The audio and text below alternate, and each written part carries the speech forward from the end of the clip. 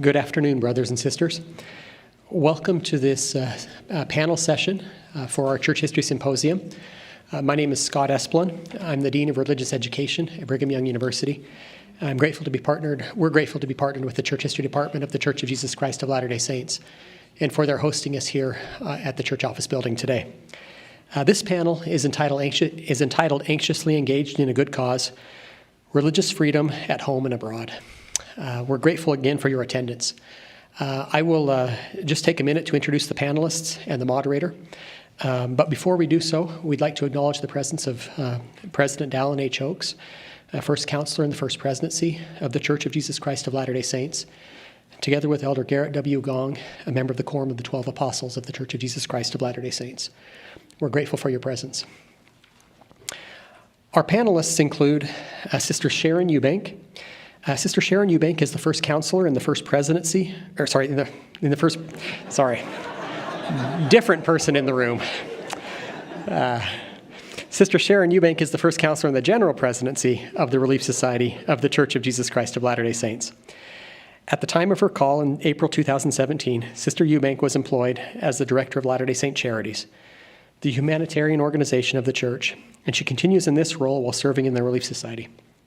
Born in Redding, California, she served as a full-time missionary for the church in the Finland-Helsinki mission and received a degree in English from Brigham Young University. Since 1998, she has been employed by the church's welfare department, and in 2011, she was named the director of Latter-day Saint Charities worldwide. Michael Olevitt served in the cabinet of President George W. Bush, first as administrator of the Environmental Protection Agency, and then as Secretary of Health and Human Services, and as a three-time elected governor of Utah. As a member of the Church Communication Committee, he has been actively involved with religious freedom issues for more than a decade. In August 2021, he became president of the Tabernacle Choir at Temple Square. He and his wife Jackie grew up in Cedar City, Utah, and now reside in Salt Lake City.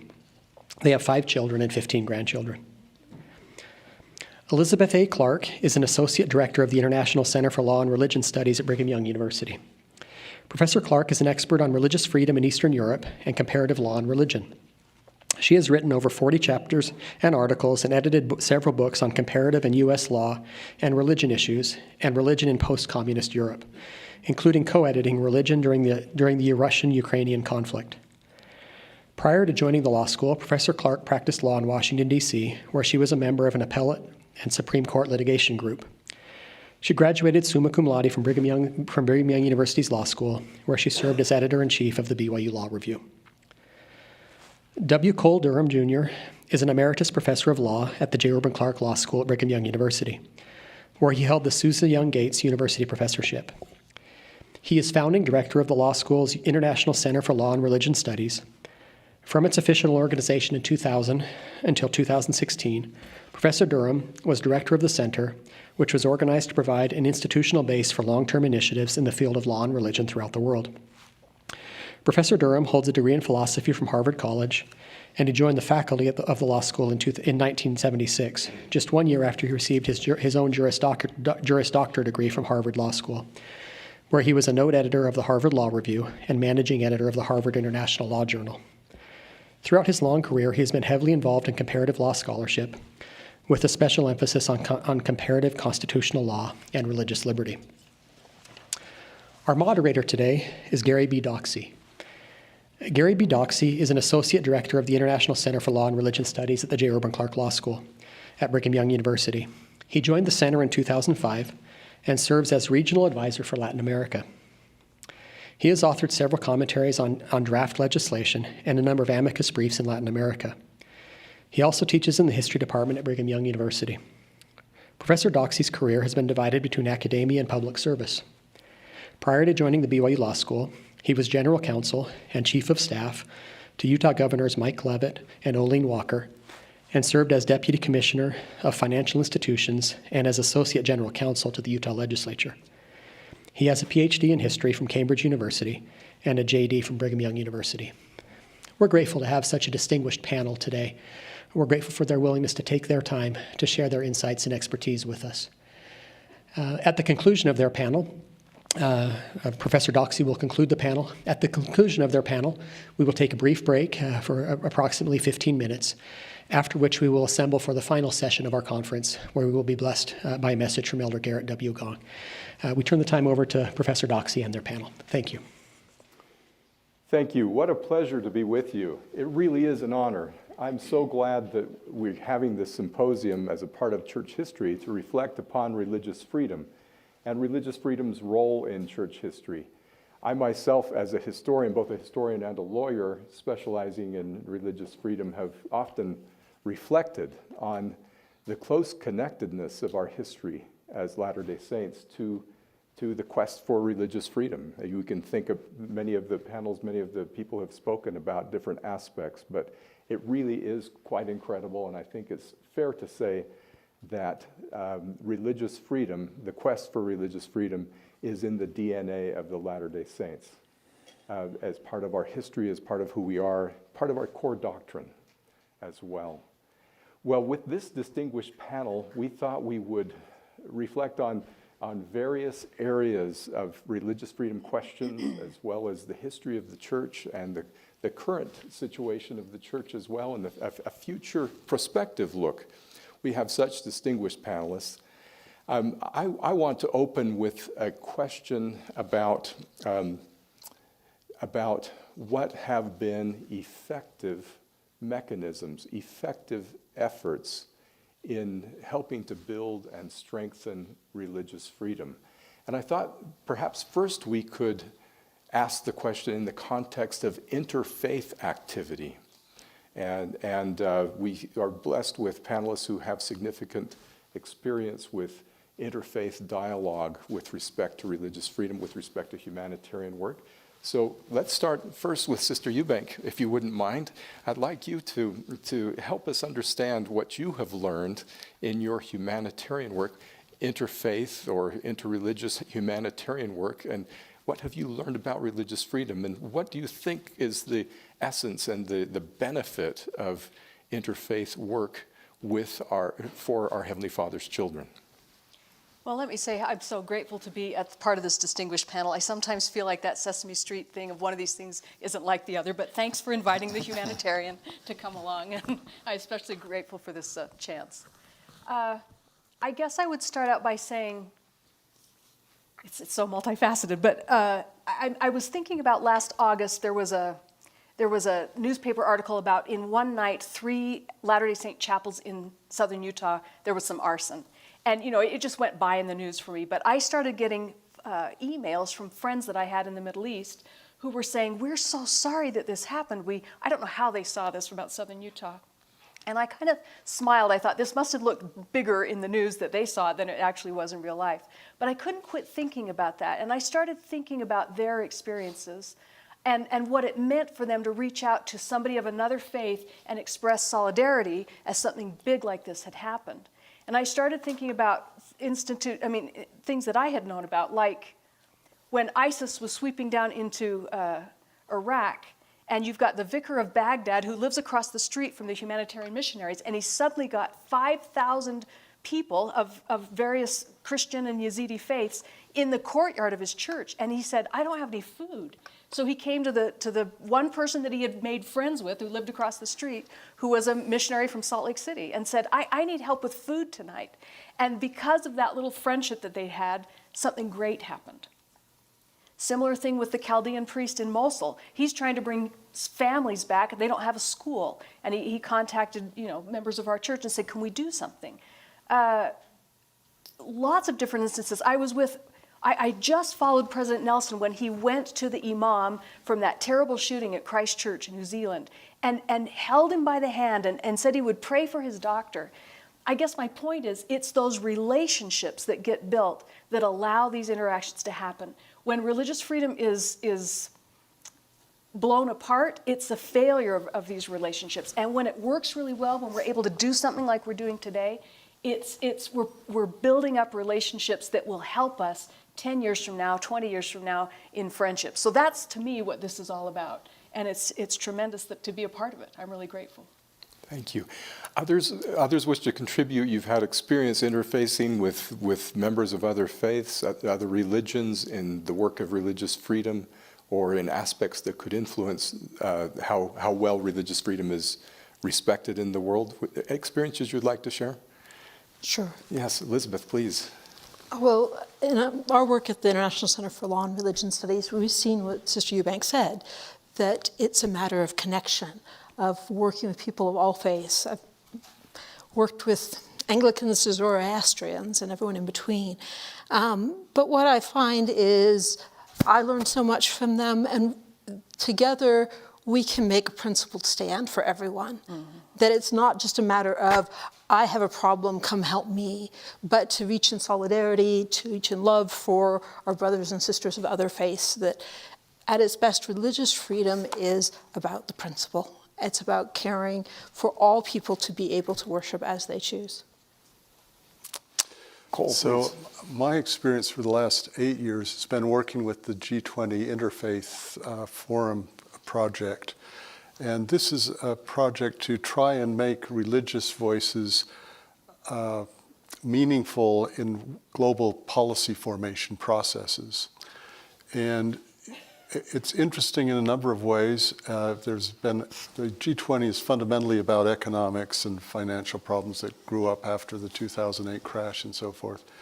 But each year, one of the G20 countries is the host country, and they choose priorities. And the priorities, in addition to the financial issues, tend to include some of the UN's Sustainable Development Goals, which are goals that religious communities have always had, and religious communities work together to help. And so it seemed to me that the idea of trying to formulate global policy objectives without taking religious voices into account is a problem. And so it's been a remarkable opportunity to work both on these larger global issues, among which religious freedom is one of the key issues. And I think one of the things I've sensed is, first of all, just the strength of relationships, as Sister Eubanks is talking about, and as Elizabeth was. But also, we live at a time when people are starting to lose the sense of why religion is so important. And one of the things that's very persuasive is when you see some of the positive things that religious communities do in terms of health care, in terms of education, in terms of dealing with poverty issues, and dealing with just a whole host of issues. And it's a tremendous opportunity to be able to work with other people to really try and prioritize and find things that can really be done and be done together. We've had, in the past couple of decades, I suppose, an increased awareness in news stories and elsewhere about religious freedom.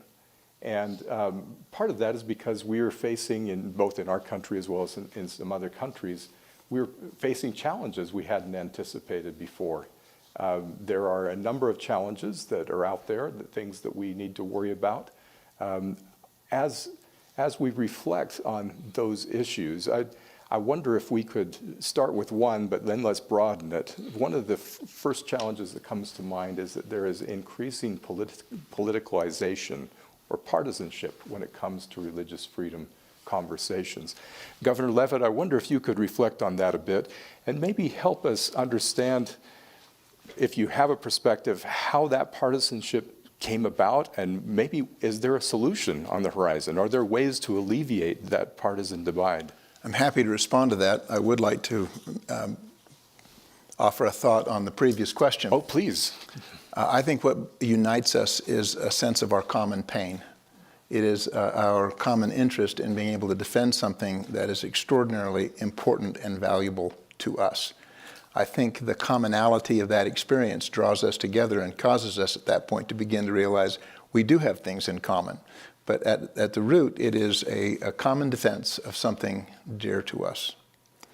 As respects to politics, I think matters related to the issues that are often in dispute are about a difference in values that people have. And there's nothing that makes for good politics like differences in values, particularly when you get into partisan politics, where the rule is you win by drawing extreme positions and drawing as many people as you can to those positions.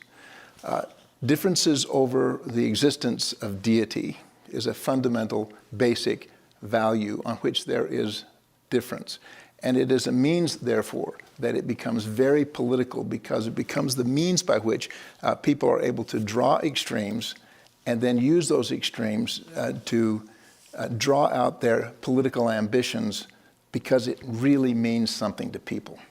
And I think that at the root is why this has become such, or will always be, a political issue. It's about our core values. Are there ways we can alleviate the partisanship? I'm thinking, for instance, in response to the Smith case in 1990, for those who've listened to some of the panels about that case, in response to that, we ended up with the Religious Liberty, I'm going to get it, Restoration Act, Religious Freedom Restoration Act, that was passed nearly unanimously by Congress and signed by President Clinton. That sense of unanimity, the universal appreciation of religious freedom, seems to have slipped. Is there a way we can get back there? Well, my own view is that it is a reflection of the fact that we are in a nation that is divided in terms of our core values. And again, when you add then the dimension that this is the way you maintain or get and maintain power, is to polarize and to draw as many people to you, it's not likely, in my view, that absent substantial hardship that begins to create a sense of common pain that goes across politics, it's unlikely that we will. However, history is replete with situations when nations are divided and hardship comes, that we begin to then turn to things that have greater substance than the politics of the day. And I think that is likely what I hold the greatest hope in. Thank you. Yes. So I would say you're probably right, Governor, unfortunately, that it's very tough. And polarization in the current social media context and so forth is likely to continue. I think it's very threatening. But I do think there are things that where religious freedom can really make a difference. After all, religious freedom historically is the value, it's sort of the time-tested value about how you deal with deep difference. It's been more successful than any other social remedy we know about. And so it's important that we sort of constantly remind ourselves of that. I think some of the empirical work that's been done that shows the high correlation between protecting religious freedom and all kinds of other social goods, I think that's very helpful and needs to be more reinforced. I think we need to, I think one of the problems, I think we need to find ways to be civil and to come together and to remind people of just how much good religion does. One of the problems we've got right now is that too many people associate religion with problems, and they need to be reminded just how much religion contributes to the life and well-being of our society. And then to be reminded that it can't really serve those roles unless it can operate freely. Thank you. Yes, please. I just want to build on something that Cole said, because so many people under 30 years old are really motivated right now by social good and doing what is good and healing divides. And I think there's some work to be done to link those desires for social good back to religion, which is millennia tested in ways that we can bring people together, and fight against that idea that it's not the problem. It is the solution to the problem, if we can talk about it in productive ways. So I appreciate that, Cole. Yeah. Thank you. Thank you. These are wonderful comments. It sort of leads to a more general question. Cole mentioned that religious freedom is the best way we know for helping people in society to live together with deep difference. It leads to probably a more encompassing question. Do any of you have any reflections you'd like to share about why religious freedom is important, other than those, obviously, that you've already shared? Yes, Elizabeth. One thing I was thinking as listening to my co-panelists is that religion in the US, religion anywhere in the world, touches people at the core of their identity, whether they believe or not. And I think one thing is helping to people to understand not only the tremendous good that religion does, which I think definitely needs to be more carefully and better explained, but this sense that religious freedom is about opening a space for everyone to be able to have identity about their beliefs in God and transcendent things or not, that it gives a space for freedom. The European Court of Human Rights described it as sort of that this is a privileged right for the atheist as well as the believer, that if without the space to make those choices, you don't really have religious freedom. I would say, I mean, there are a lot of things I would say about this, so I've got to restrain myself. But number one, I think it's important to look at the concept of dignity. At the center, we've been doing a lot of work on the basic role of dignity.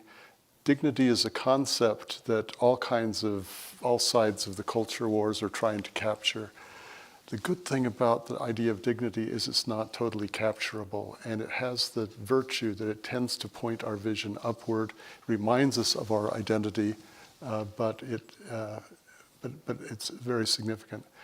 I've also thought over the years, and I'm conscious of a speech that President Oakes recently gave, in which some of the key ways that religious freedom is foundational.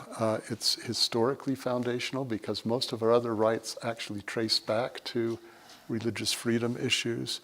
It's philosophically foundational because it really it defends the right to have the worldviews that shape our other philosophies.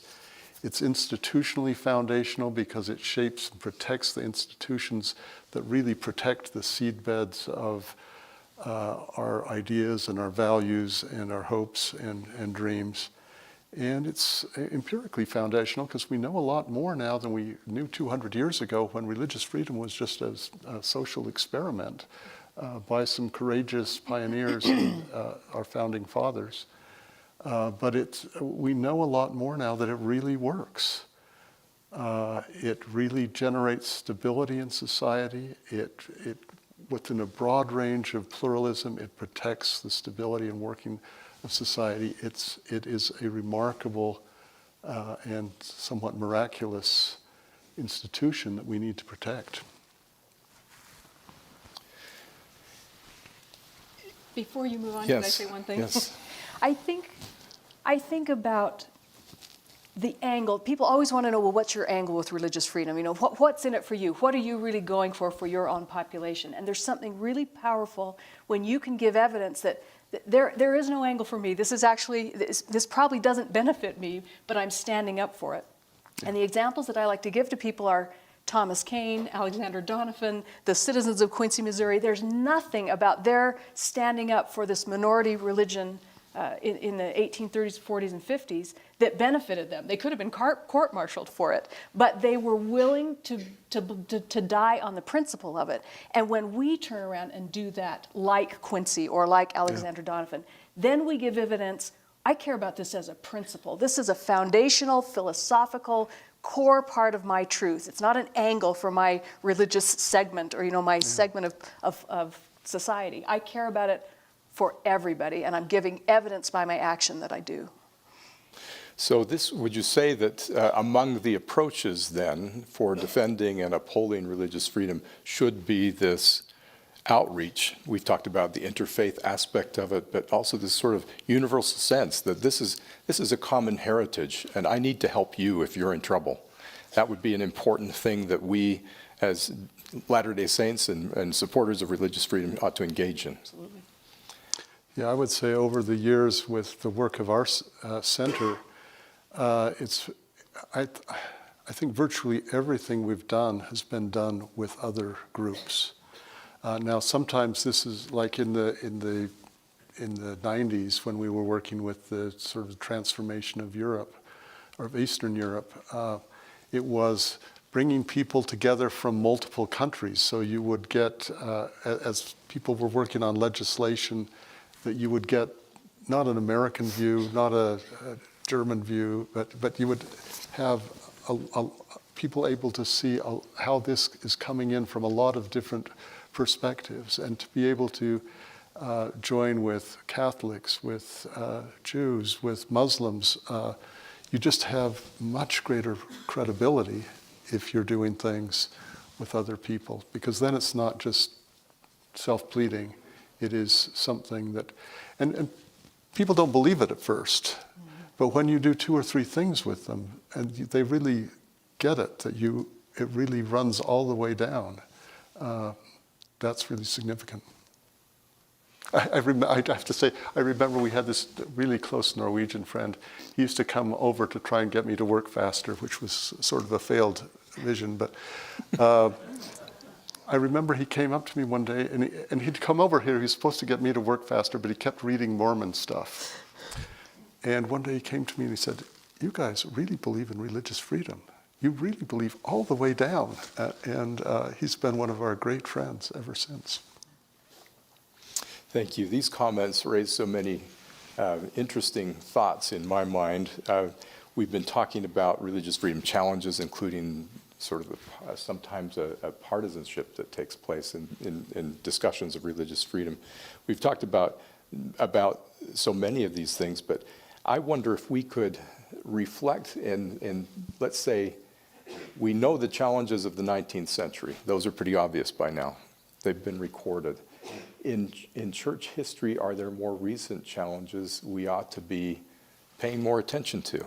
Are there more recent events or developments that we ought to be thinking about and church historians should be paying attention? Do you have any thoughts? Elizabeth, please.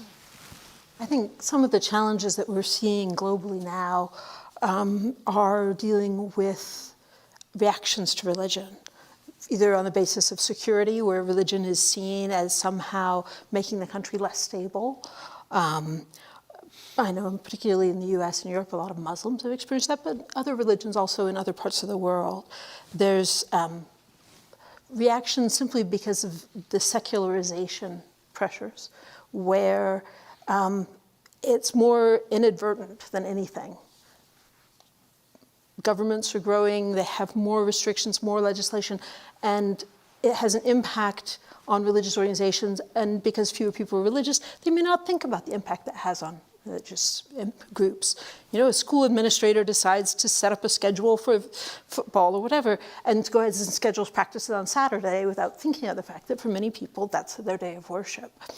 So you've got secularism and security, but you also have challenges coming from nationalism and authoritarianism, where this sense of religion identity gets pulled really, really close together. And so that if you're not part of our nation, if you're not part of our core identity, our core religion, then somehow you're a threat to the country. And so we see that around the world.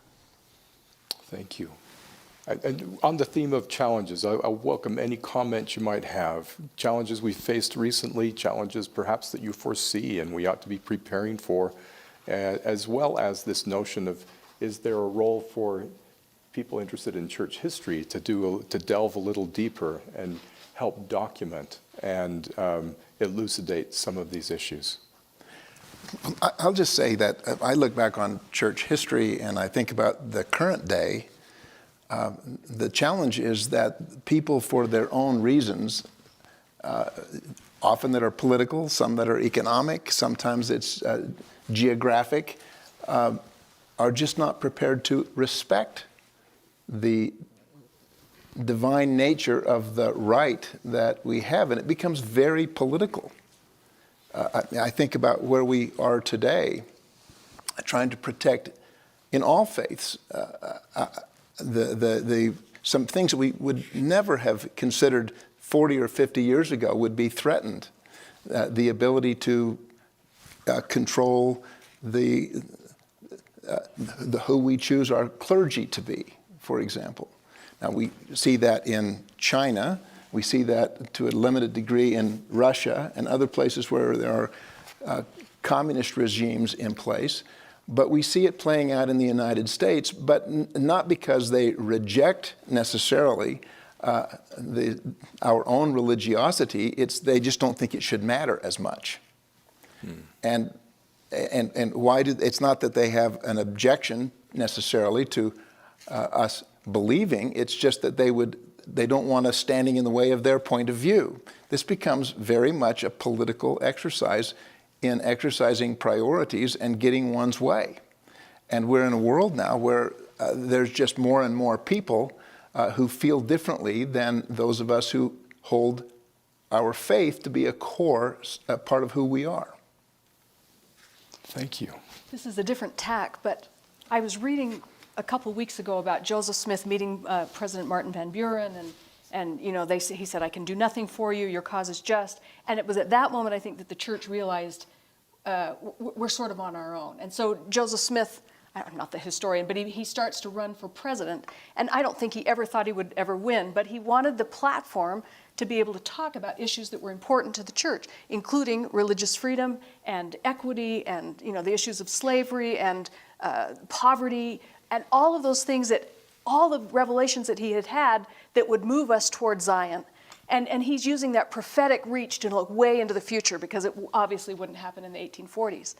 But I look then at the ministry of President Oaks, of the 12, and how of all the things that they have to do, they are reaching out to talk about religious freedom over and over and over again, and reaching their hands across aisles to build these relationships with other faiths. And if I were a member of the church, I would ask, why are they doing that? Why would they spend so much of their prophetic energy putting time into that? Because lots of times I hear people say, my freedom of religion isn't threatened. You know, why does the church care so much about this? Because there's nothing that's really bothering my freedom of religion. I think it's a made-up issue. This is the opportunity to find out why it's not a made-up issue. And some of the things that we've talked about today that we don't pay attention to until it's almost too late. I think the prophets are helping us pay attention to things that is part of a long trajectory, but we have the right, the responsibility, the privilege to care for this for ourselves and for the entire world. And we're being led in that way with inspired leaders. Thank you. Cole, this brings to mind an interesting thought about some of the efforts you have made, and you could maybe describe for us a little bit more about the center that you helped establish, and approaches you've taken that have helped reach out, that have helped, and we've talked in generalities about it, but can you give us a little more concrete picture? I think a lot of people don't understand some of the things you've been working on. I'm actually very good at not doing concrete things. But let me try to respond to that. I mean, two or three things come to mind.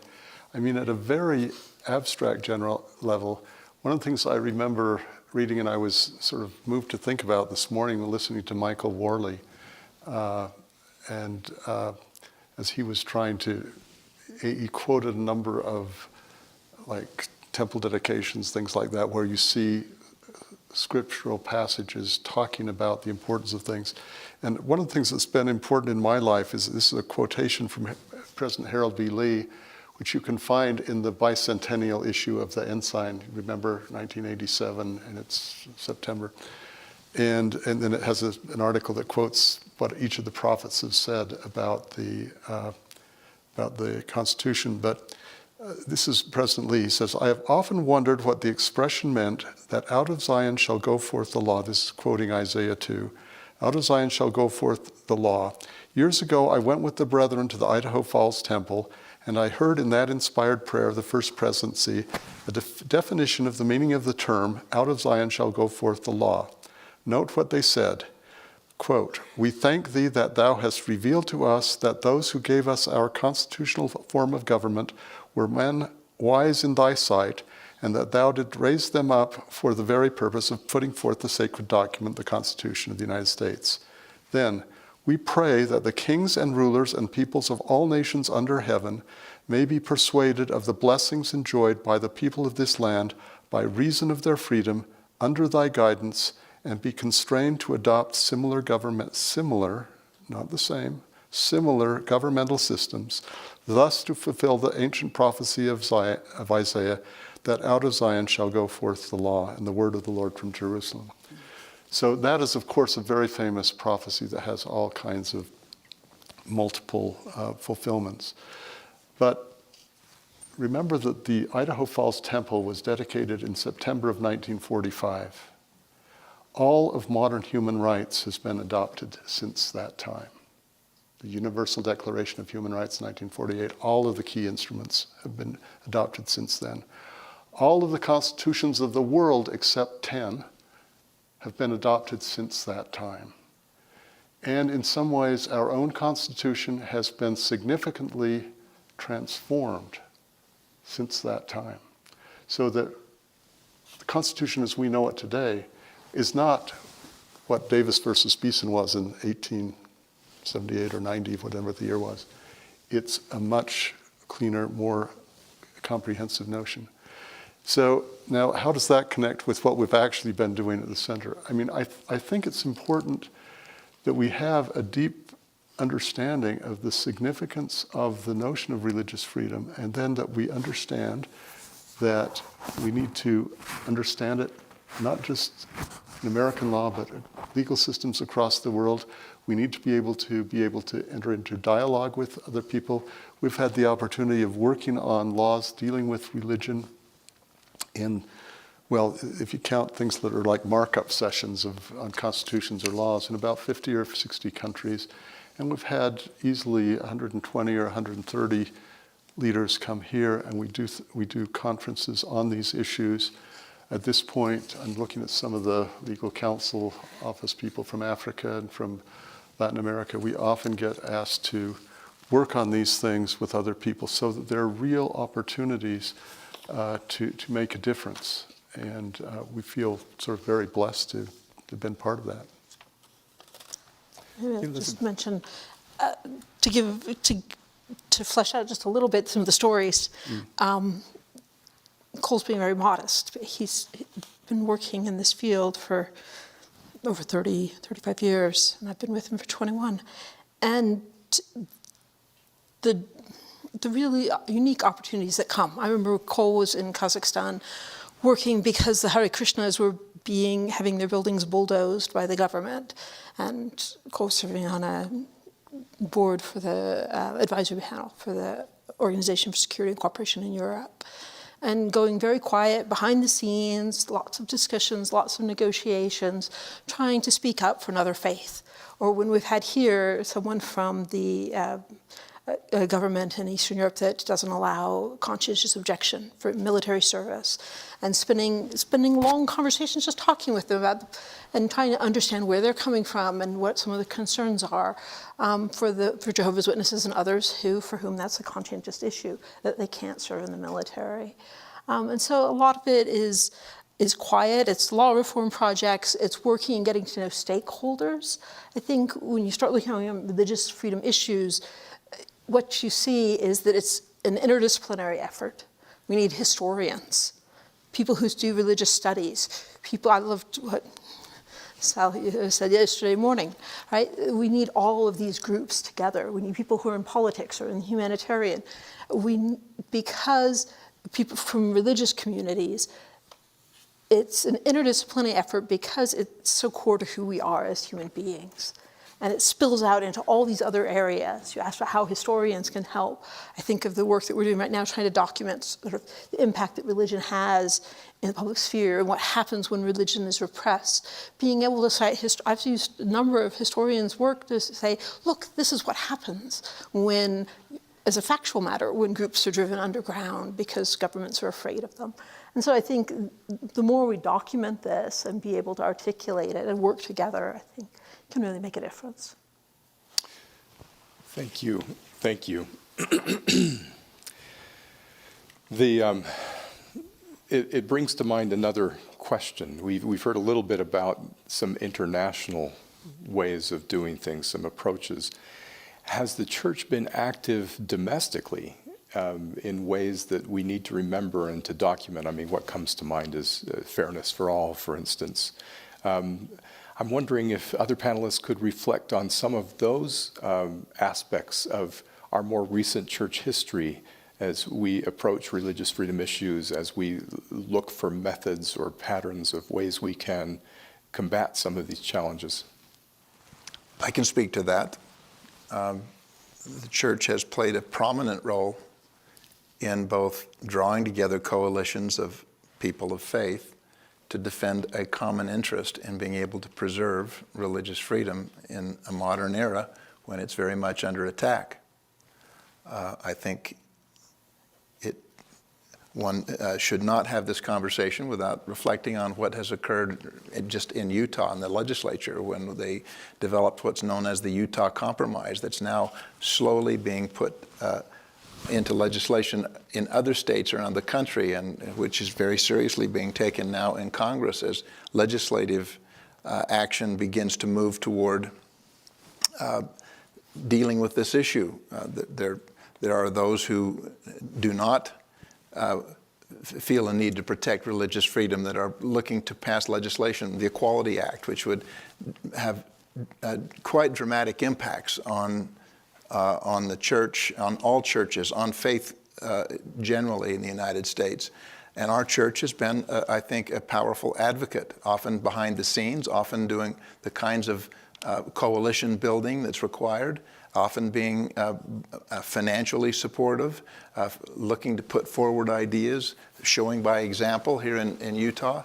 Those are very prominent examples of the way the church has led and will, I think, continue to lead.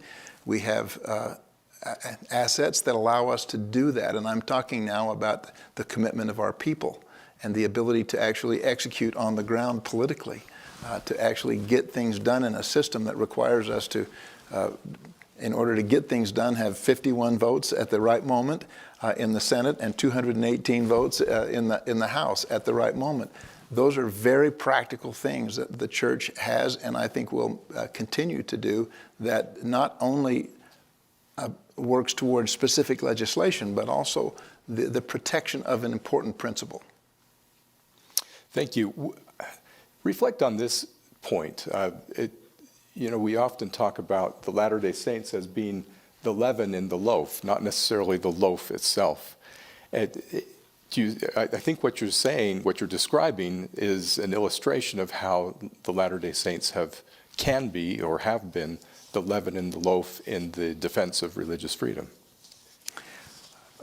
I think we've been a vitally important part, and some of it is a reflection of the way we're organized. We're a hierarchical organization made up of people who are highly committed and who will do things when asked. If you look across the religious world, there are many congregations that are substantially more federated than we are, and hence it's more difficult for them to actually bring themselves together in action, in which there are substantial differences in the way people feel. You can go denomination by denomination and apply that analysis, but it becomes very clear that a church like ours that is hierarchically organized and has people who are devoted to a set of core principles and have committed themselves to it will always have more success in being able to get the kind of thing done that's required in a democracy, at least, to protect religious freedom. And hence, we will have an outside, we will, to use a phrase, we'll punch bigger than our weight because we are committed and because we do have those resources and because we're well organized and we know how to do it. He's mentioned a lot about resources, but I have to say one of the really significant things is we have a culture that's used to doing things for nothing. For blessings. Well, of course, for blessings, I suppose, but one should not. But I think one of the hard things is to talk about what people can do. I think one of the better things that, and I don't think we came up with this, we've been involved with it. I'm looking around at some of the people who've worked on, there's a series of pamphlets. The history of these goes back to some people, well, Melissa Rogers, who's now of the White House Council for Neighborhood Partnerships, but she and some other people were concerned with what happens in the schools. And they put together a very broad coalition, and to the breadth you can appreciate when you realize it included the ACLU and it included some very conservative groups. But they were able to they were able, among other things, to identify some areas where they definitely did not agree. But there are a whole range of issues in the schools, for example, where parents and teachers and administrators agreed. After all, administrators mainly want not to be sued. But anyway, out of that came a series of pamphlets that are very practical, how you deal with various kinds of situations. And there's some people who are here who have worked very hard on getting these, so they're now available for Africa, for Latin America. Gary's done some. There are a lot of people involved in this project. But that's getting hold of those, and I'm sorry I don't know again, I'm not high on the actual bottom line detail, but these are available electronically. Get those and think about them and think how they apply in a school district, in places like that. I mean, I think there are really ways that some of these very abstract principles can really be brought down to the grassroots level.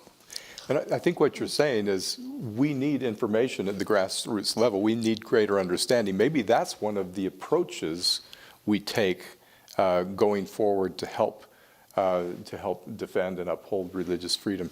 These pamphlets, by the way, there are a series of pamphlets dealing with religious freedom in the U.S. They're in question and answer format. There's one about religious freedom in the public schools, another one, religious freedom in the workplace, religious freedom in the public square.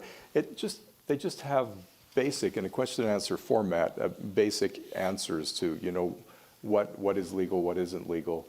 Trying to reduce abstract concepts to more practical approaches. And they're available on our website, the center, which is iclrs.org, iclrs.org. You can find those pamphlets there. We also have, there are a series of pamphlets for different countries that take the same basic format and just outline religious freedom law at its most basic elemental level in each country for which there's a pamphlet. We've got a number of those pamphlets. You can also find them there. The past couple of weeks and a little more, our attention has been riveted on the tragedy unfolding in Ukraine. And it raises, Eastern Europe, a beautiful place, I have to say, a wonderful place in so many ways, has had serious religious freedom challenges through the years. And I wonder, Elizabeth and Cole in particular have a history there of working on those issues in Eastern Europe.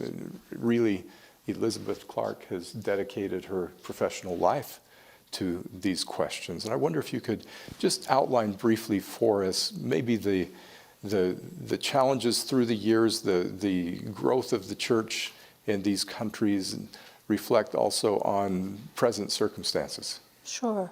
And I'll invite others to pitch in. Absolutely. No, I mean, it's heartbreaking to see what's happening. One of the things that may be a helpful place to start for this group in thinking about it is some of the uniqueness of Ukraine. In some ways, it's sort of like South Korea in Asia or Chile in Latin America, in that it's much more religiously diverse than most of its other countries in the region. It's always been so, and because of that, it's had a deep commitment to religious freedom, or at least no one group has been able to sort of capture the religious scene. And so religion has flourished there. They have a large number of Protestant minorities. They have Jewish president, had Jewish prime minister. They've had a Protestant, and no one's very fazed by these issues, which in many other parts of the former Soviet Union, nationalism and identity with a strong national religion became an important part of self-definition after the fall of the Soviet Union. as you say, it's very personal to me. I was a student in 1991 in the Soviet Union. I studied Russian and was in Kiev, which tells you a little bit about the time because they're not teaching Russian there now. And then was able to go back and see the first stake in Eastern Europe created there in 2004. 2000. Shoot, I'm losing my dates. But this religious freedom became an important space where people could receive the gospel. And culturally and legally, there was an opening. And then it was also the place where the first temple in Eastern Europe was built. There remain serious concerns. We have members in Russia, we have members in Ukraine. Our heart aches for all of them. But I think this highlights the importance of religious freedom. In wartime, national feeling runs especially strong, and religion is often identified with that, and religious minorities suffer. You've seen that in other parts of war conflicts, and certainly in other parts of Ukraine. I know, Cole, you've been working right when the Soviet Union fell. You did a lot of work in that part of the world as well. Yeah. It's and Ukraine has been a place where, I mean, I used to go at least every year. Some of my very best friends are. In fact, I have to confess, there was this place, this group of scholars that we worked with, and at one point, President Samuelson wanted to come over, and I took him to see this place with some fear and trembling, because this place you could fit in my office. They had about five offices in this little tiny space, and out of that little tiny space they were generating all kinds of publications. They were helping all kinds of churches all over Ukraine become recognized, including ours, and you just walk in the streets and have a kind of spiritual feel about the place. And for me, I mean, much of the 90s was spent in this initial euphoria with the collapse of the Iron Curtain and with new constitutions emerging. It's just, I mean, it was, imagine, what most of the countries were doing is not just having a normal legislative session. It was like having a legislative session in which you adopted the whole code. And if you're a lawyer, you would appreciate that it's not just a few amendments here and there. It's a set of books. And the sort of the integrity, the courage, the passion with which people worked on these things all over Eastern Europe was incredible. But what we learned from that is that there are things that scholars can do that others can't do. In fact, I remember early in my career, this will tell you how old I am, when President Kimball was talking a lot about praying that the doors of nations would be open. One day I was sitting in my office and I realized, they're open to me. I can go study. And the reality is there are ways that we can build relationships with people in a lot of different countries. There was an extraordinary period, I think, in Eastern Europe, but I think one of the things we've learned is that every country, there are about 200 countries on earth, right? And I would say 10% of those change their religion laws every year, something on that order. And they're not persecuting Mormons. They're not, well, sometimes they are, but generally that's not the problem. It's just that religion is so central in culture and it's important in politics, and so there are changes. And the difficulty is we're a little offbeat, and so the changes always affect us. And yet if we can be in touch with people, if we can have friends in the countries, we can make a difference that can be important for us, important for other people. And you can't change some of the overall politics often, but often you can fix little details. I mean, here's an example of a little detail. Chile was changing its law one year, and they had basically finished the change, and our lawyers in Latin America happened to notice that it was all great, but the church was going to have to reorganize under the new law. And then they'd have to change the title of all the churches. And there would be a tax on every one of those transactions. And for us, that would add up to $1 million or $2 million. And we pointed that out to the people drafting the law and said, oh, we'll fix that. And they did. Thank you. Governor Leavitt, you mentioned how we punch above our weight. And it would be interesting, I think, to document and for historians looking at the history, the more recent history particularly, but also earlier, of the Latter-day Saints, to see how we have punched above our weight or been at a crucial juncture at the right time to help influence or help with the defense of religious freedom. Of course, we would believe that that's the Lord's intervention. We see the Lord's hand when that happens. Is there, on the other hand, however, can we lead out too stridently? Can we do? Should we be out leading the charge? When is it appropriate to speak up? How do we speak up? Could you reflect on that? Well, as Latter-day Saints, we are both saints and citizens. And often we are acting as saints in our role as citizens. But the key role in the defense of religious freedom isn't our role as saints, it's our role as citizens. And what makes the church, what allows it to punch above its weight is that there are Latter-day Saints in virtually every congressional district in the United States. No other organization, particularly religious organization, well, there are those who can, but they're not as well organized or hierarchically organized as we are. And so our ability as an institutional church isn't driven by our ability to act on our own. It's the saints acting as citizens in their role as citizens. And that allows us to have substantially greater influence than we would if we were simply trying to act on our own without that sense of organization. Yes, I was please, just going Elizabeth. to add to that. I think I'm grateful for prophetic leadership on these issues. I've heard that from so many other Americans, a sense of, you all are so lucky. You can cut through some of the culture war issues. You have people who are willing to follow a leader instead of having sort of very fractiousness. But I think you're right. I think that what we do as a community has to be in our role as citizens. We need to partner with other people. We can't do it alone. Another key point here is our clear commitment to stay out of partisan politics. We deal with issues as they would affect the church and the capacity of the church to carry out its essential and sacred and unique mission. The ability to stay out of partisan politics is vitally important because, to a large degree, as you pointed out with your first question, issues like this suddenly become partisan.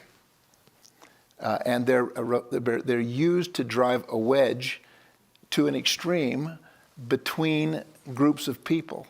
That's not been our approach. I think you can look at the current issue. You mentioned fairness for all.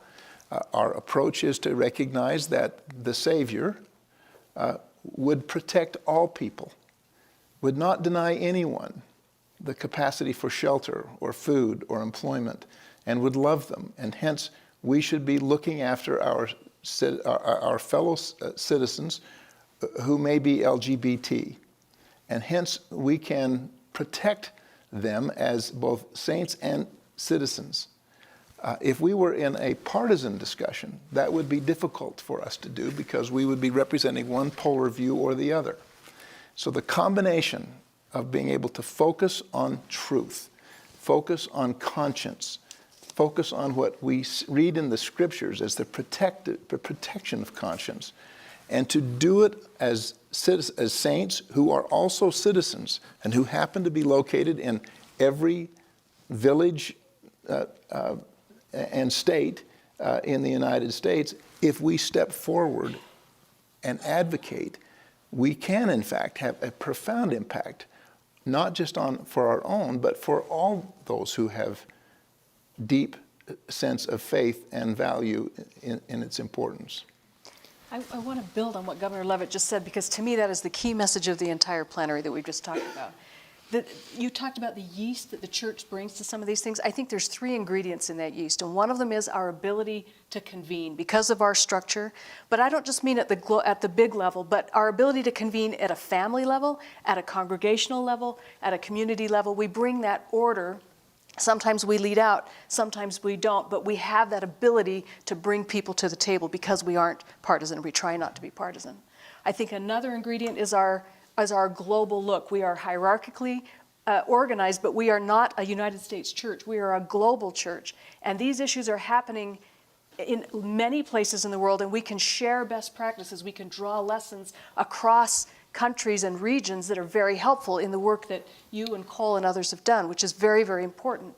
And the third thing I'd like to bring up is we're also relentless. We know that this is the issue of this dispensation, and it will go forward until this dispensation is over. And it's not a passing fad with us. It's core. It was fought, for in the Council of Heaven. It will be at the very end of the world, and we are relentless about this issue. And it goes back to what Governor Leavitt said. People have inherent rights and privileges just by being children of God, and we'll protect those. Yeah, I wanted to just pick up. It's not just this dispensation or our time. These things go back. They are my Norwegian friend. I think part of what he realizes, this is not just this world. This is the pre-existence. This is a really fundamental thing that life is about, and it can be abstract. It can be political. It can be very personal. I have to say, one of the hardest things for me has been having a son-in-law who checked out of the church, and what does religious freedom mean when it's your family? But it's a true principle, and it's linked with love for our global neighbors, but also for our family, and it's a true principle. It's the way. And it's a principle also of civility, and that's part of how we have to relate to people. I was just going to tell a quick story. After the state of Utah passed, with support of the church, what is now known as the Utah Compromise, I participated in a gathering at the Brookings Institution in Washington, D.C. to talk about what had occurred. And it was a good forum, but after we had a meal with others who had been on the panel, including leaders of the LGBT community. And in the course of it, we began to ask the question, is what happened in Utah valuable in the sense that could it happen other places? And we began to talk about where can we find a way, how can we find a way to protect your rights as an LGBT community, and how can we protect religious freedom? And one of the members of our church who was there talked a bit about the way that debate had occurred and said to them, that piece of legislation did not pass automatically. It was a big lift. And we, referring to the church, defended your rights. Now, he said, the question is, will you defend ours? And that was a very important moment, I believe, because it portrayed the moral high ground. Yeah. It could not have occurred were we part of a church that was on one partisan interest or another.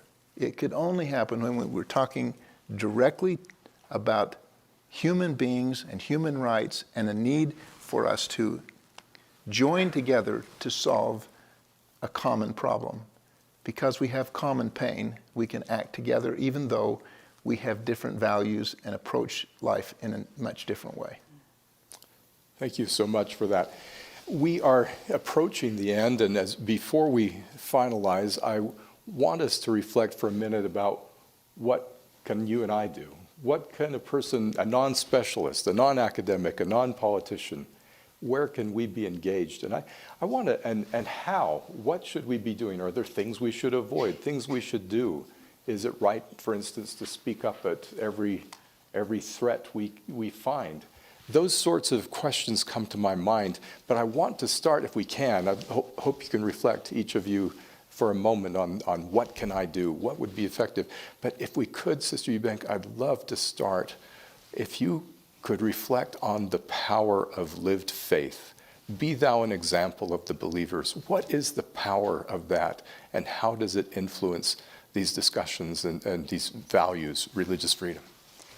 I often tell couples that are going out to serve a mission, I said, whatever your mission call is, people are watching you as a couple. They want to know, how do they stay married for 50 years? How do they solve issues? You know, what you're bringing is that power of your example. And I think in this case, as I was thinking about the questions today, I thought, I'm going to choose 5 things that I would talk to the 20-year-olds in my family about. These are things you can do.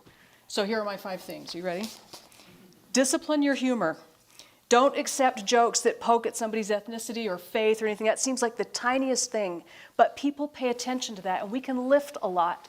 And of course, we believe in humor, but we believe in the gentle kind of humor that lifts people up. So that's my first one. Find ways to build bridges. I don't have to define that. It's easy enough to do. But when we get busy, we don't reach out of our bubbles and our circles, and I think there's great power in doing that, we've talked about. My third one is don't be a troll. Be civil. Be the kind of person that your grandmother thinks you are. Don't, whether you're anonymous or you're in person, but we have to be examples of civil society and be civil. The fourth one is find concrete ways to get to know other faiths. And the easiest way I think of is to celebrate their celebrations with them. Invite them to have fast Sunday roast beef with you, or have an iftar dinner with them, or celebrate Advent, or give up something for Lent, but find ways to build relationships with good people of other faiths. We desperately need that. And the fifth thing is use the internet and social media to talk about what we have learned today. What did you learn today? Post something about that and be an example of the believers. It's my 5. Thank you. Governor Leavitt. I just want to I want to be associated with Sharon's 5 We all points. do. They were extraordinarily good, and I will simply say I've reflected the fact that we are all saints, and we are also citizens, and we need to be good saints and good citizens. And when we are good saints and good citizens, and we are representing not just our own interests, but the interests of all God's children, I think democracy will be preserved and freedom will endure. Thank you. Elizabeth. Sure. 3 quick things. One is the idea of, maybe if I could add to, in addition to being saints and citizens, we're also sinners. And I think that a little bit of humility is really vital in this sphere. It's easy to be proud of accomplishments in our church or our country or other people's countries or other people's experiences. But I think working with people of other faiths gives a great opportunity to learn from them. And I know I've been incredibly blessed by my friends of other faiths. One is to do whatever we do, interfaith. Right? I've seen this where so many, I had someone from public affairs in the church telling me that most of the relationships that we hear about on the news where church leaders are involved with people started because someone local went into somebody else's office, right? If I know people who they're doing a youth activity, they find a way to do that youth activity with another religious group. Being able to stand up for people's rights, you need to actually know them first and know what their concerns are, and have them be able to trust you. And this is a great way of building that trust. So staying humble, being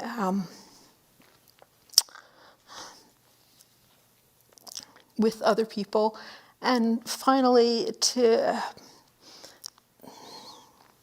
I think of the image of the bishop's storehouse. our current leaders teach us that Bishop's Storehouse is more than just a building with food in it, that we're all part of the Bishop's Storehouse and we bring what we have. I think on these issues, we all bring what we have. So many of you are historians. You can bring what you have, that we all have parts to play, and we have parts to play together, and that those have to be done in a connected way. So I would say 2 or 3 things. One, don't underestimate the importance of praying about these things and getting guidance. Second thing is, most of us here, if we're in academic posts or things like that, I am conscious that I have colleagues at the law school, but a lot of the people I'm closest to are colleagues at other universities in other parts of the world. One of the extraordinary things about the internet is that you can stay in touch with people, and you can do this without being pushy, but you can find opportunities to work on common projects or share things that you're doing. People often tell me I ought to learn how to say no to things, but the problem is you don't know where those relationships will lead. And so I think you have to be sort of open and better than I am at answering emails, but just take advantages of just normal connections.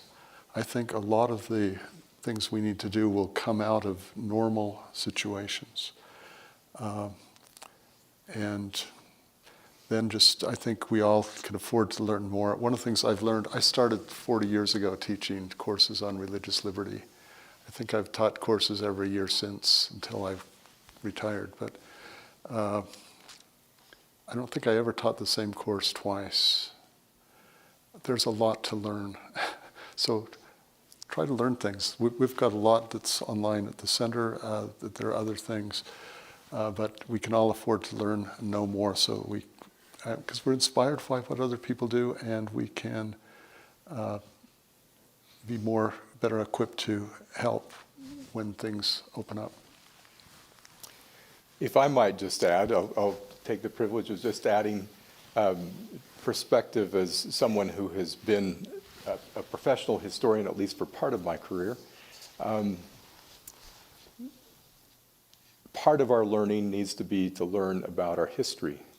The truth shall make you free. We see that illustrated information wars on what's the true narrative going on in Ukraine. That's just one instance. The truth shall make you free, and learning, understanding this core value that we hold as Latter-day Saints. We need to understand it better if we are to defend it or uphold it better. And there's a role for historians. Do you remember the Revelation talking about there's much that pertains to futurity? Remember that? In documenting some of the things that had happened, in that case talking about some of the persecution that had occurred.